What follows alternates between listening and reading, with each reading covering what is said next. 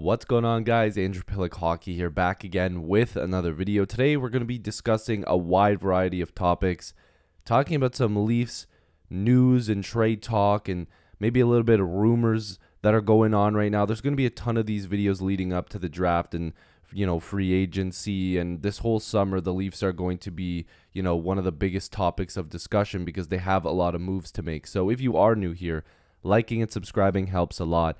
But today, like I said, we're going to get into a few different topics on the edition of the Leafs news and trade talk, specifically talking about William Nylander, talking about whether or not the Leafs are going to sign him long-term or if it makes sense to trade him.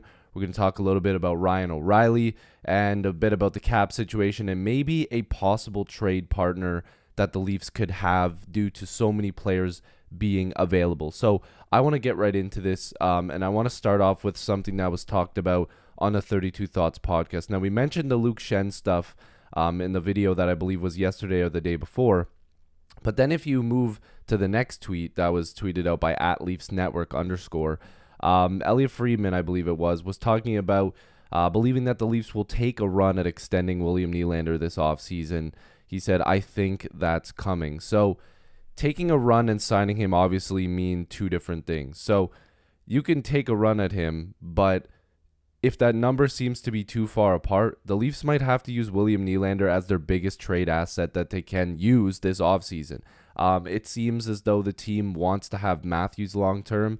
It seems as though they want to have Mitch Marner long-term, and I can't blame them for that. And ultimately, when John Tavares becomes a free agent, if he wants to stick around with the Leafs, he's going to have to take a significant pay cut to still be on this team, which I'm not sure he'll want to do. Maybe he does. I don't know. But that's, for down the road. But William Nylander is the most interesting one. Coming off a career year, he was fantastic. We'll look at his numbers in a second. But he's been the guy that's kind of been like, oh, well, if you want a big piece, you have to trade him because he'll get you back, some assets that you could utilize, which I do agree with. But you can say that with Matthews or Marner or any of those guys. But, his cap hit for this upcoming season, 6.9, a deal that a lot of people didn't like at first. But also, this modified no-trade clause kicks in. So this is something that the Leafs need to worry about as well, is that on July 1st, he'll have a modified no-trade clause, which the player submits a 10-team no-trade list. But again, $6.9 million. This was a very good contract. I know a lot of people didn't like it at first, but under $7 million for a guy that tucked 40 goals last season is something that you can't really, grow on trees. He had 87 points in 82 games, and in the playoffs, he had 10 points in 11 games, and in a lot of the games, he looked like the Leafs' best player out of the core four. In the playoffs last year, he also performed. The year before that, he also was over a point per game. And even the 19-20 season, 4 points in 5 games isn't too bad. But he's consistently gotten better. His numbers have always been good. He's easily a 20-goal scorer. He's got 30 goals a couple times. He scored 40 goals last season, like I said.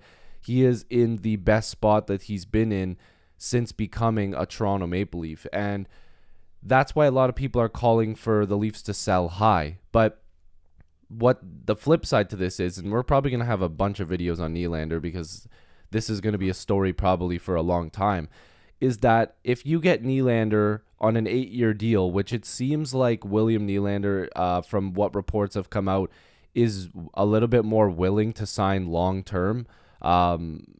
If you get him on 8 years and that number comes in a lot lower than, let's say $10 or $9 million, like let's say William Nylander in the open market is like 9.5, right? If the Leafs can get him on an 8-year deal under $9 million, let's say in the $8.7 to $8.8 million range, the Leafs would be stupid not to hold on to him. You can't really get guys like William Nylander out there in free agency, especially this season. And next year it's going to be difficult for the Leafs to get better if, you're going to lose guys like Nylander and, maybe Austin Matthews for some reason doesn't stick around. It's a very, very tough decision for Brad Treliving to come into because this is a guy that I think could score 50 goals, but you have to unlock that next level of him. I think that this season showed that he is an over a point per game player and he can take that next step. And like I said, he has performed pretty well in the playoffs. And most of the time he was the best out of the core four in the playoffs, which Some games, those guys just took naps. It seemed like they were invisible most of the time, but Willie was noticeable, and that's something that the Leafs need. So it's very difficult to see whether or not the Leafs should make a move involving him. The only way it makes sense is if it involves players that are going to make you better. Because I know a lot of Leaf fans out there are like, oh, just trade him and get a first-round pick and a top prospect. It's like, first of all, a pick is not a guarantee. A prospect is not a guarantee. You have a guaranteed 35-plus goal scorer on your team. So you have to find a way to get that production back. And I know people are like, oh, just get a defenseman. Sure, you getting a top 4 defenseman, fantastic. But again, I really wish people would go back and look at the playoffs and even last season. The defense and goaltending, as much as it was a carousel in that net, was not a problem. The Leafs' problem was they didn't score. They didn't score when they needed to. They had no depth, and their top players didn't score. So sure, you could trade them, but you better hope that you're going to get top scoring wingers or centers back and hope that they work out better, which can happen. But with a guy like Nylander, I'm not so sure that this is the guy that you need to move on from. But again, this is where I need to go next.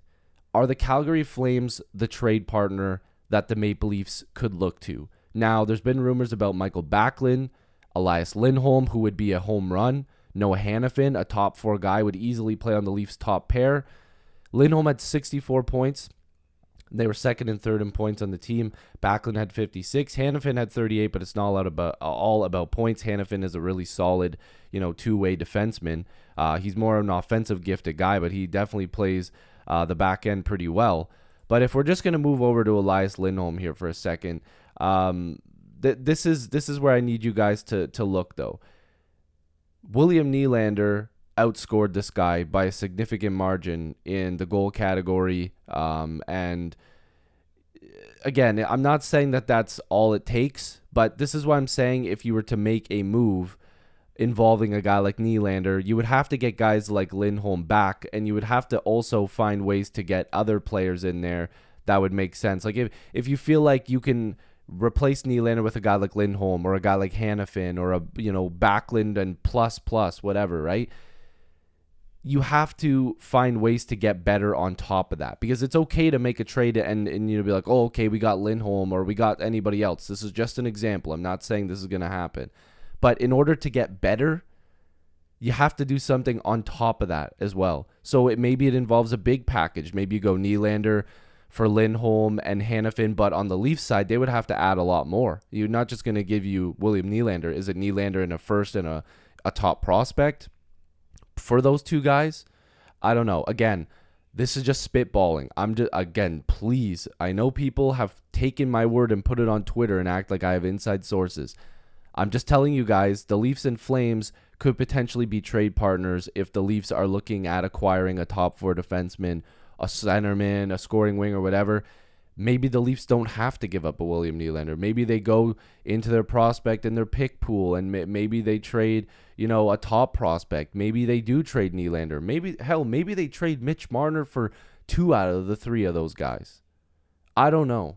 I'm not saying that this is Fantasyland NHL GM mode.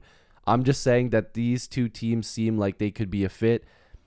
And look at the GM. Brad Treliving is no longer with the Calgary Flames, but he knows a lot of those people in that organization. He could call them up and be like, listen, what's the asking price on these guys? Like, what are they going for? I'm just saying it could be a fit. Top 4 defenseman, a guy that can be a top centerman. You've got a guy like Backlund who's always, pretty good. It's just something to think about. Again, I want you guys to sound off in the comments and let me know if you guys think that is an option. Now, briefly, I want to talk about Ryan O'Reilly. Again, I don't want to spend too much on this because I'm going to be making a video specifically for that. I'm going to say something that I think a lot of people aren't ready to hear. So when he came to the Leafs, he had 11 points in 13 games. In the playoffs, 9 in 11. So he did pretty well, I would say, pretty well. And he's looking like he could potentially be the top center on the market and could fetch anywhere from $4 to $5 to $5.5 million per season. In my opinion, that's too rich for the Maple Leafs, and I think that they should be going to the trade market if that's how much it's going to cost you to keep a guy like Ryan O'Reilly. I think he's good. He brings a different element to the team, and he wasn't healthy. Like, he wasn't fully healthy when he came to Toronto. Like, he was just coming off of some pretty nasty work done, I believe, to his ankle or his foot or something like that. So it's like, you can't expect that guy to be 100%. But I'm going to say something that I don't think a lot of people want to hear. And that's that Ryan O'Reilly was invisible in a lot of games. And again, people are really not going to like that. But I believe that Ryan O'Reilly had some games where I wasn't really sure that he was even playing. And maybe that's from the injury.